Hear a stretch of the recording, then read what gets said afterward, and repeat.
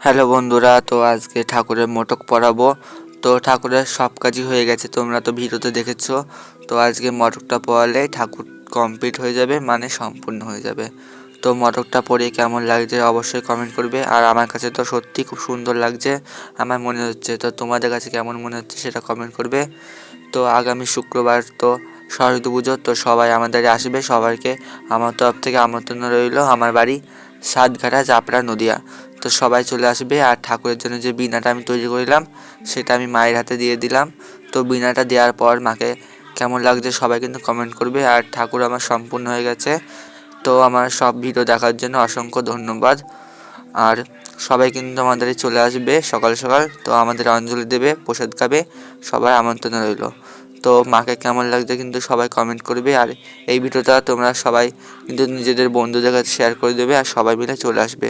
ততক্ষণ টাটা, সবাই ভালো থেকো।